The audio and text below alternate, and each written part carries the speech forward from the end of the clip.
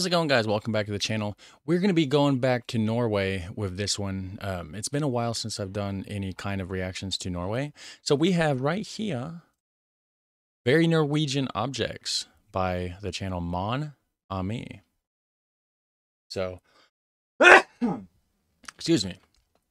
Anyways, links to the description, to the original video will be in the description section down below. Apologies. Wow. It says, here are some objects that, for me, represent Norway in a nutshell. So, basically, that's it. Typical Norwegian stuff. Very Norwegian objects, at least. So, anyways, enough rambling. Let's check it out. Hit like, hit subscribe. Hello, everyone, and welcome back to my channel. On today's video, I am going to be talking about very Norwegian objects that I know of. And this doesn't necessarily mean that they are objects that only exist in Norway. They can exist in other countries, but for me they represent Norway, or just like they're very unique to Norway in a way. The one I'm going to start with is the cheese slicer, and I have already talked about this in a previous video, and a lot of you guys... I actually have one of those. Mine doesn't say Norway. But, and it's not shaped exactly the same. I think it's more of like just an oval, or not an oval, like a rectangle with like rounded corners, you know, like a basic version of this. Guys commented that it also exists in other countries, but I'm pretty sure that when I arrived to Norway, someone told me that this was a Scandinavian thing, like that it was invented by Norwegians. Okay. A cheese slicer really represents Norway for me because it's something that I didn't have in my own country. If you don't know this, I am Portuguese, but I moved to Oslo. Okay, so she's not Norwegian. I wasn't sure. I'm not familiar with a Norwegian accent or anything. So Portuguese. So that's Portugal, right? That's there by Spain. So it's interesting that they didn't have cheese, like it wasn't a thing there. Wonder why. In 2014. So when I moved here, it was the first time I saw a cheese slicer and used one. And they are really good and handy if you buy like a big piece, like a cube of cheese, of course. Yeah. In some... But so 2014, so she's lived there 10 years. This video was posted 4 years ago, so she was only living there 6 years, evidently, at the time of the recording. Like gift stores here in Norway, you can even find them with like a shape of a moose or something, or like a reindeer. Oh, cool. So I don't know, it sounds Norwegian to me. The next thing I'm going to talk about is a waffle maker, and I know there's a lot of other countries. Can we talk about Belgium here? Belgium definitely has some, in the Netherlands, Germany, they all do some waffles. That's definitely, maybe it was invented there as well, in Norway. I guess we're gonna find out. I have 2 of them in the kitchen, actually. Countries that also have a waffle maker, but here in Norway they have a specific pattern to them, or like the drawing that the waffle makes is a little bit different. Here, first of all, the waffles are not so like thick, if you know what I mean, and they have these drawings which are like these hearts, 4 hearts together with like the tips together. It kind of forms like a flower. Yeah. But there are also hearts if you separate them. So yeah, I've never seen that like pattern on a waffle before, so I guess it's Norwegian or Scandinavian. Next thing is also related to like the kitchen items, and it's a wooden butter knife. So it's these really cute small... Okay, so the wooden butter knife, it's available. You know, you can go online and get them.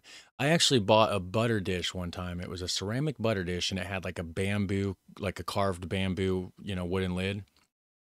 And inside the lid was a bamboo butter knife, and it was basically part of the lid. So it sat flush with, right? And then you just had that little hole for your finger. Boom, you could pull out the butter knife, and it basically was just cut. So the butter knife was cut out of the top of the lid, and it fit perfectly in the top. I really like that. So this is a thing. It's just not super common. So evidently this is you know, you're going to probably go to like everybody's house in Norway and you're going to see these everywhere. That's what they use. Whereas here it's just an option, not the standard. I need to get another one. They're kind of nice. I like wood stuff. Small knives made of wood. They are not really sharp, and they are just for you to like take butter and spread it on top of bread or, for example, a waffle. You can also find them in gift shops everywhere. Next thing is also... They're great for cream cheese and stuff too. Spread some cream cheese on a bagel. Also a kitchen item, and I have one so I can show you, but it's basically like a wooden cup.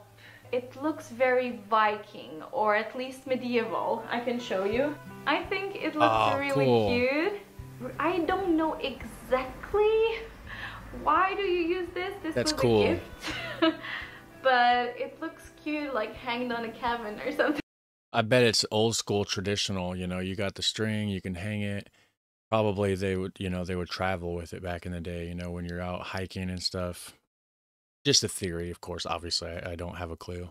I think it's to, like, when you go on a hike or away on the weekend for like a cabin trip or something, people use these for drinking wine or beer, or I don't know, to drink tea. I have coffee? Viking mead. I have no idea. If you're Norwegian and you know what kind of drink you're supposed to use this for, just comment in the comments down below, because I would actually love to know.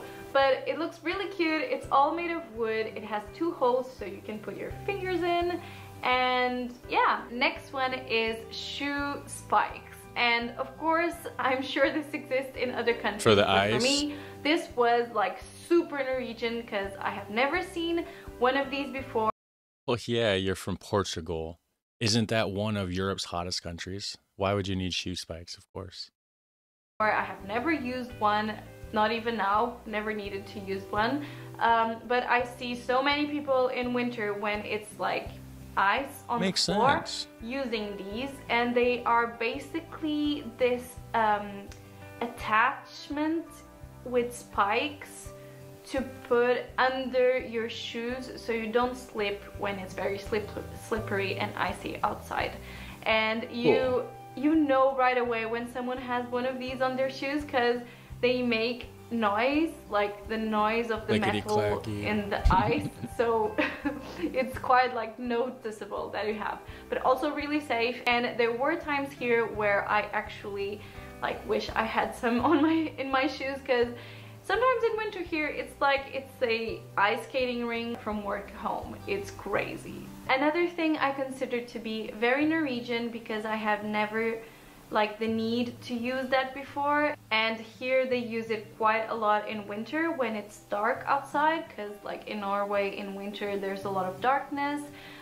So people use reflectors. When I say reflectors, I'm not like talking about if you're on a bike you use like bike reflectors. I'm talking about people going on the street using actual reflectors. So things that you can, I think I have some, so I'll just get them. I don't have the most common ones, unfortunately, but I have these 2 types. So this one is like, so you can put it on your arm like this, or for example Daniel uses it in the legs, like when he's cycling. And then you have this type where you can put like a string here and hang it on your jacket or on your like backpack or something like that. And the most common type, they're like long and a bit stiff, and then you do like, and they stay curled up around your arm or something. Yeah, there's a like the toy, like the bracelet thing. It's like that. Like if you cut off a piece of a tape measure, you could do that too. Something like that. So people use these things when it starts to get dark outside quite early, and they just use it to walk on the streets to be more safe, so cars can see if they're coming. There is also another version of these where it's actually just like a tiny little light with a battery inside that blinks. Yeah, but then you got to keep charging it or put new batteries in it. The reflector, it just reflects. Super easy. Actually gives light, and you can also hang it on your jacket or backpack. Sometimes people even put them on their dog leashes so the cars can see the dog as well. yeah, so reflectors. Welcome to Norway and to dark winters. Okay, next thing, it's also related with like winter and snowy environments, and that is called a sparksnö. This is kind of a sledge, I would say. Yeah, it's a sledge, but it's a chair as well. So it's a chair which is also a sledge. I think she means sled. She confused me when she pronounced it sledge, but yeah, so sled, I believe. You basically sit there and someone push you, I guess, while you're sitting, and you sledge. Kind of like a wheelchair, but instead of wheels, for the it ice, has for the snow. 2 sledges. I have never saw one of these like in real life. Here in Oslo, there is not, like, people don't really use it, but I've heard that in the north, a lot of people use this. I'm not sure if this is true or not. Another thing, a little bit in the same group, it's called akkebrett. It's basically... The heck? I can't even guess what that is. It looks like it's supposed to float. No.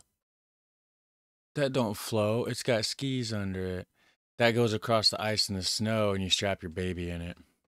Or your child, I bet. And then you put it... I don't know. Maybe you just pull it or tie it to your bike? I'm not sure.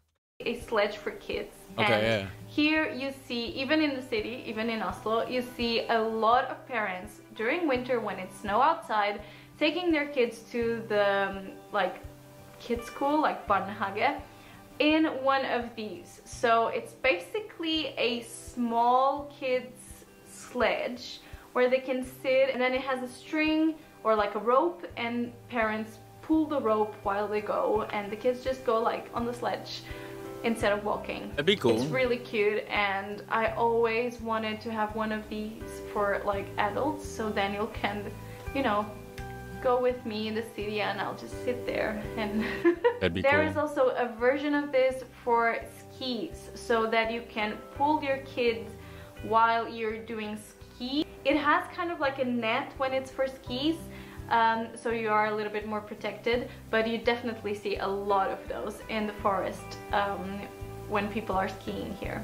Another thing also inside of the same theme is a baby vogncykel, and this is basically, it's like you have a box with seats inside attached to the front part of the bicycle. Sometimes it's even part of the wheel, and other times you can like put it and take it off depending on what you like need. It also looks really cool, and I would also like to have one of these for me, like for me to sit in the box and then you'll go in the bike. It would be great. Oh, so that's not an actual bike, so that still needs pulled, it sounds like. Okay. Next thing I'm going to talk about, it's an instrument you use to pick blueberries without using your hands. I need this. I have, well, I don't have blueberries, but I have black raspberries out here that grow. It's called a blåbærplukker, if I'm not mistaken. Oh, cool. And they are normally red, like a red box with a thing to like hold, and then in front the box is open, but it has this like teeth thing, and you just like do like this in the blueberry bushes, and you don't have to like use your hands, because normally if you use your hands, they turn your purple. hands just get completely purple or blue because of the blueberries. Yeah. So this is definitely something I have never seen before, and so many people use it here in summer, like in the blueberry time, which is I think July and August, if I'm not mistaken. So it's really handy. You get so many more blueberries in the box itself. So nice. And that's it. Those are all the objects that for me represent Norway that I could think of, at least. If you have more suggestions, more ideas of like other objects. Just talking to you.